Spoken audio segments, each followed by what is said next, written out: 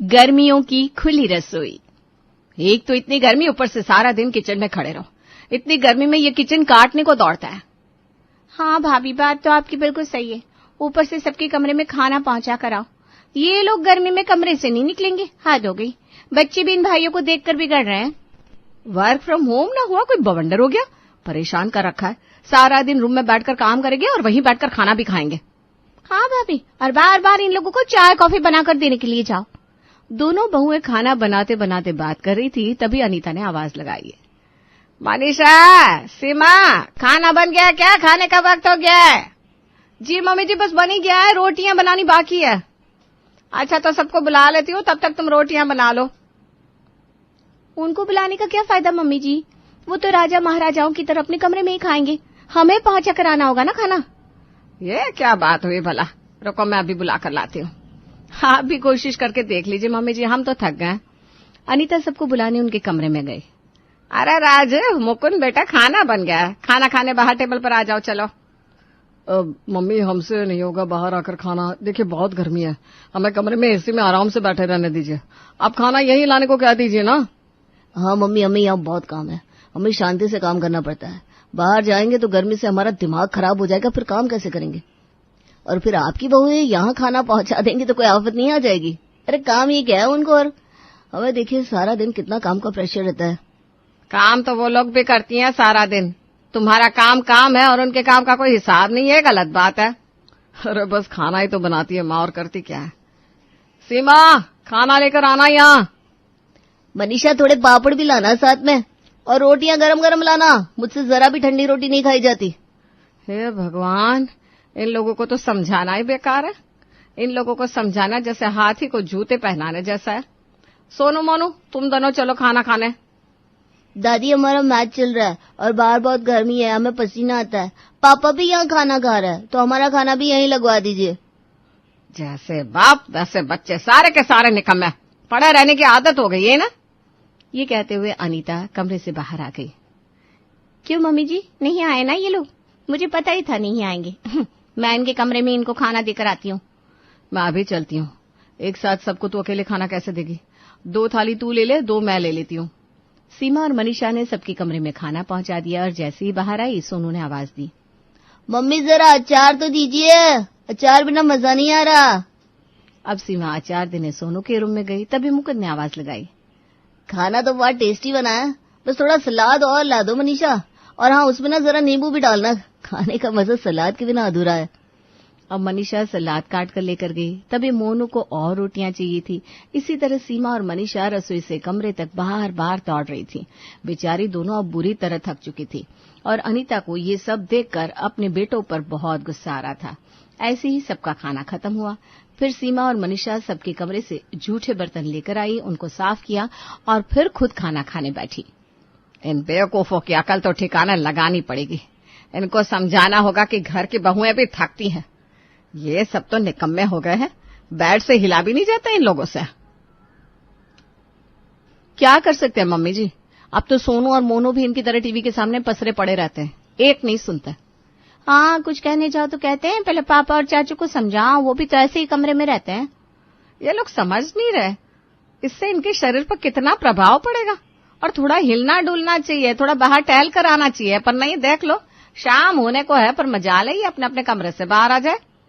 अब अनीता राजीव और मुकुंद को आवाज लगाती है, अरे राजीव, मुकुंद, आज शाम की चाय तुम दोनों बना लो। ये लोग खाना बनाकर थक गई हैं, तुम्हें बार बार जाकर कमरे में खाना भी देती हैं बेचारी, तो आज तुम लोग इन्हें चाय बनाकर पिलाओ। अब मम्मी ये सब हमको मत बोला करो, ये चूल्हा चौका हमसे ना हो पाएगा, इनकी ड्यूटी है, निभाने दो इन्हें। भैया सही तो बोल रहे हैं, हमसे इतनी गर्मी में किचन में जाने की उम्मीद भी मत करना। अरे अभी अभी तो ऑफिस का काम खत्म हुआ है, अब हम आराम से टीवी देखेंगे। इनको बोलिए ना मम्मी चाय बनाकर कमरे में ले आए। ये ऐसे नहीं सुधरने वाले, इनको सबक सिखाना होगा। पर कैसे मम्मी जी? बेटा, जब घी सीधी उंगली से ना निकले ना तो उंगली टेढ़ी करनी पड़ती है। वैसे ही हमें इन्हें कुछ टेढ़े तरीके से ही समझाना होगा, नहीं तो आगे जाकर सोनू मोनू भी अपनी बीवियों के साथ ऐसा ही बर्ताव करेंगे। वो बात तो सही है बिल्कुल मम्मी जी, पर हम करेंगे क्या? मैं सब समझाती हूँ। तुम दोनों एक काम करो, गैस छत पर लगा दो। कल से शाम का खाना हम खुले में छत पर बनाएंगे। ऐसा कहकर अनीता ने सीमा और मनीषा को अपना प्लान समझा दिया, जिसको सुनकर सीमा और मनीषा के चेहरे खिल उठे। अब प्लान क्या है वो तो आगे की कहानी में पता लगेगा। तो चलिए देखते हैं गर्मियों की खुली रसोई कैसे घर वालों की अकल ठिकाने लगाती है। अगले दिन सीमा और मनीषा ने रसोई ऊपर छत पर सेट कर ली। लीजिए मम्मी जी, हो गई तैयार हमारी रसोई छत पर, और शाम भी ढलने को है, तो अब लग जाओ काम पर। आज से हम खाना यहीं बनाएंगे, और याद है ना क्या करना है? जी मम्मी जी, सब अच्छे से याद है। आपने जैसा कहा है बिल्कुल वैसा ही होगा। बेटा एक काम करो, पहले शाम की चाय बना लो, चाय का टाइम हो गया है। और मोनू जरा चाय की पत्ती ऊपर छत पर दे जा। क्या दादी, अब छत पर चाय की पत्ती क्या करेगी? उसका काम तो रसोई में होता है। हाँ तो रसोई छत पर है बेटा। अब तेरी मम्मी और चाची को भी तो नीचे रसोई में गर्मी लगती थी, तो ऊपर खुले में रसोई डाल दी। जा बेटा जल्दी से चाय की पत्ती ले आ। हाँ अब ये नई आफत डाल दी दादी ने, खुले आसमान के नीचे रसोई। दादी मम्मी को बोला चाय की पत्ती नीचे आकर लेकर जाए। तेरी मम्मी के कमर में बहुत दर्द है बेटा, और मनीषा ज्यादा ऊपर नीचे करेगी तो थक जाएगी ना, फिर तुम सबके लिए खाना कौन बनाएगा? ठीक है दादी, लाता हूँ। अब मोनू ने नीचे किचन से चाय पत्ती ली और ऊपर जाकर चाय की पत्ती दे दी। ये लीजिए चाय पत्ती, जाऊँ मैं? अरे नहीं बेटा, अब आया है तो थोड़ा रुक जा, चाय बन गई है, बस लेता जा। दो जल्दी से चाय, तो मुझे जाना है, मेरी मूवी निकल जाएगी। यहाँ कितनी गर्मी है। यहाँ कहाँ गर्मी है, यहाँ तो मस्त ठंडी हवा चल रही है। तुम्हें आदत नहीं है ना बाहर की ठंडी हवा की, इसलिए तुम्हें गर्मी लग रही है। सोनू जरा तुम भी आ जाओ। ये चाय कब बनेगी आप लोगों की? आपने कहा था 5 मिनट में चाय बन जाएगी, यहाँ खड़े हुए मुझे आधा घंटा हो गया। ये चाय है कि बिरबल की खिचड़ी? बस हो ही गई चाय। वो क्या है ना, चाय को जब तक ठीक से उबालो नहीं तब तक उसका स्वाद नहीं आता। सोनू जल्दी आ ऊपर। क्यों, क्या हो गया? मैं क्यों आऊँ? ऊपर मोनू है ना, उससे बोलो जो बोलना है। अरे बेटा मोनू, ये चाय और नमकीन साथ में नहीं ले जा पाएगा, तू भी आ जा उसकी हेल्प करने, और आते टाइम ना जरा भुजिया का डब्बा लेते आना।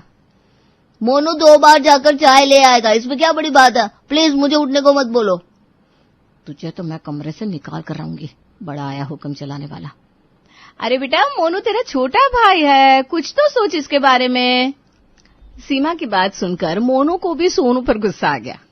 अरे मैं अकेले क्यों करूं? सोनू भैया मैं आपका छोटा भाई हूँ, कोई नौकर थोड़ी ना हूँ, आपको आना ही पड़ेगा।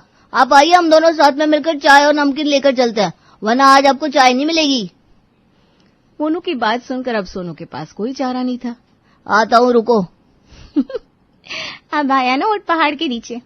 आजा बेटा, जरा मोनू की हेल्प हो जाएगी। सोनू जैसे ही छत पर आया, अनीता ने कहा, हाय मेरे घुटने का दर्द, मुझसे तो बार बार चढ़ा उतरा नहीं जाता। सोनू बेटा जरा चीनी का डिब्बा ला दे नीचे से, लाना ही भूल गए हम, चाय में चीनी डालनी बाकी है। मैं कब से यहाँ खड़ा हूँ और अभी तक चाय नहीं बने? क्या कर रहे हैं आप लोग? अरे बेटा बस बन गई है, चीनी डालनी बाकी है। सोनू तू जा जल्दी से नीचे से चीनी का डब्बा ले आ। अरे ये क्या चल रहा है, बिना मतलब के दौड़ा रहे हो। लाता हूँ आपकी चीनी। अब सोनू फिर नीचे गया, चीनी का डब्बा ले आया। ये लो चीनी का डब्बा, मैं तो थक गया, आप लोगों ने बहुत परेशान कर दिया है। और तुम सब मिलकर जो हमें परेशान करते हो रोज, उसका क्या? हम भी तो लाकर देते हैं ना तुम्हें कमरे तक। चलो अब जाओ, ये चाय लेकर जाओ और अपने पापा और चाचा के कमरे में देकर आओ। सोनू और मोनू अब समझ रहे थे कि ये छत पर रसोई हमें समझाने के लिए बनी है।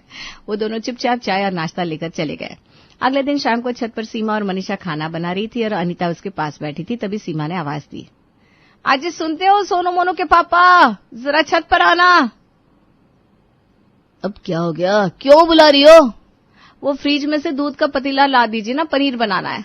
मुझसे तो दूध लेकर ऊपर नहीं चढ़ा जाता, गिर जाएगा। अरे सोनू मोनू से कह दो, मेरा दिमाग क्यों खा रही हो? ऑफिस अभी अभी खत्म हुई है, अब जरा आराम करने दो। तो बेटा सीमा कौन सा तुझे हल जोतने को कह रही है, एक दूध का पतीला है तो लाना है। मुझसे नहीं हो पाएगा, मुझे कमरे के बाहर गर्मी लगती है, मैं एसी में ठीक हूँ, पसीने आ जाएंगे। मम्मी यार समझा करो। ओए यार के बच्चे, चुप से ऊपर से दूध ला कर दे, वरना आज खाना नहीं मिलेगा। और कितना अपनी हड्डियों को जंग लगवाएगा निकम्मे। कहीं तुझे ऐसा तो नहीं लग रहा कि छत तक तू दूध सही सलामत ला नहीं पाएगा? ऐसी बात नहीं है मम्मी, मैं अभी दूध ऊपर लाकर दिखाता हूँ, मुझसे बिल्कुल नहीं करेगा, देख लेना। राजीव अपने एयर कंडीशन कमरे से बाहर निकल कर आया और फ्रिज से दूध निकालकर छत पर ले गया। अरे वाह बेटा, ये हुई ना बात, देख कितने आराम से दूध का पतीला ऊपर ले आया। ये सीमा से तो कुछ नहीं होता।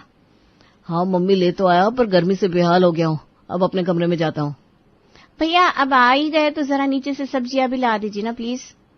अब तुम लोगों के लिए बार बार नीचे ऊपर करता रहा हूँ मैं, बस यही काम बचा है मेरा ना। मुकुंद, मुकुंद, जरा नीचे से सब्जियां ला कर दे। मुझसे और ऊपर नीचे नहीं किया जाएगा। अरे भैया मैं नहीं आ सकता, मुझे क्यों फंसा रहे हो? आपको बोला गया है, आप काम करो, मुझे कमरे में आराम करने दो। मैं यहाँ गर्मी में भागता रहूं और तुझे एसी में रहना है। चल जल्दी से सब्जियां ला कर दे, वरना आज रात का खाना भूल जा।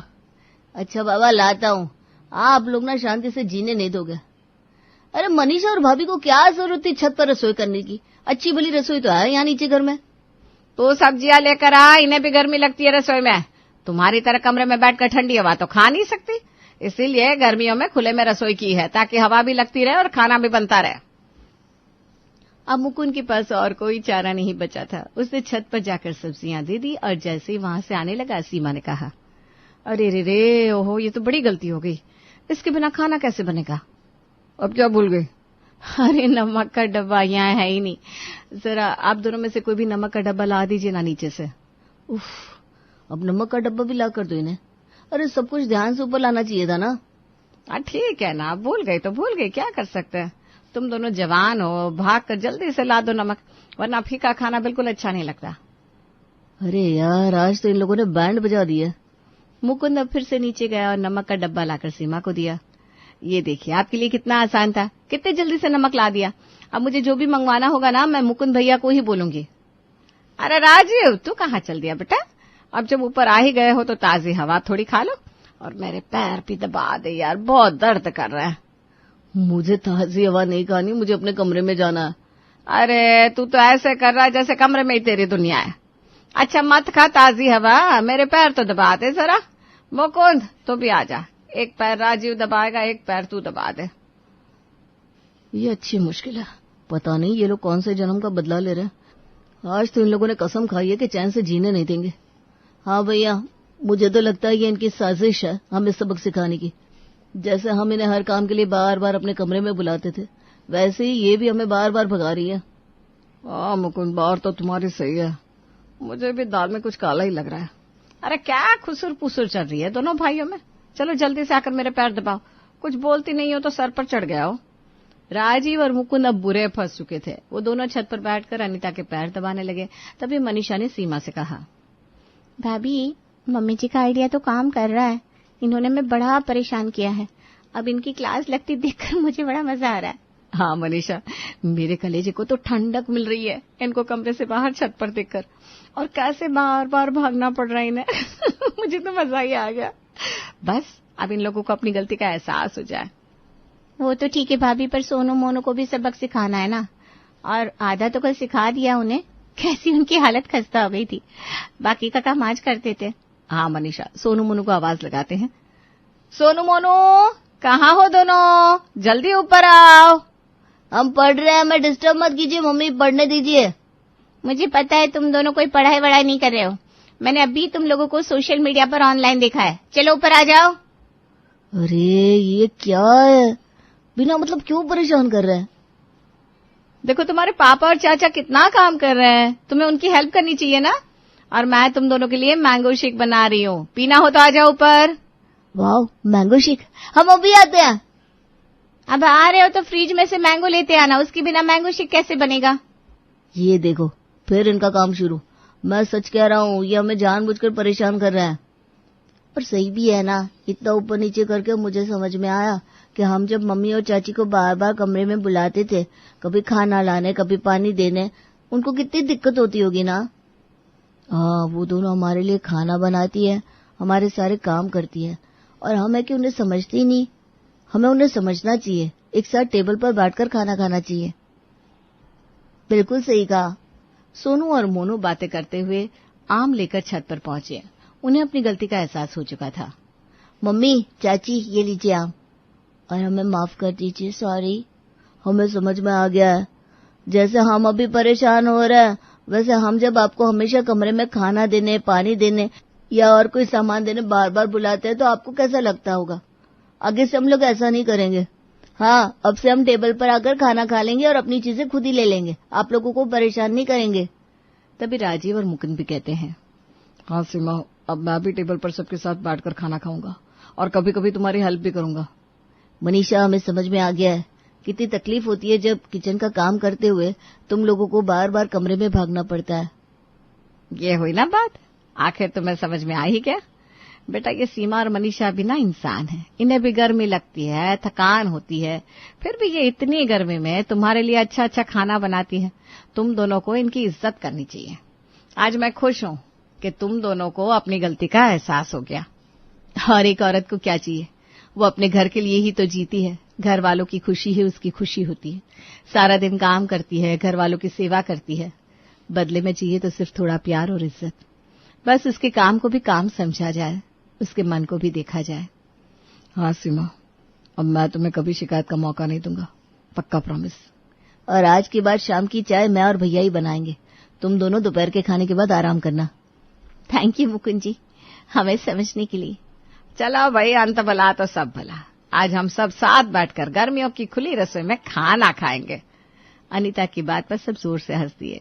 इस तरह अब अनीता के घर में सीमा और मनीषा की इज्जत होने लगी। अब सब उनसे बहुत प्यार करते थे।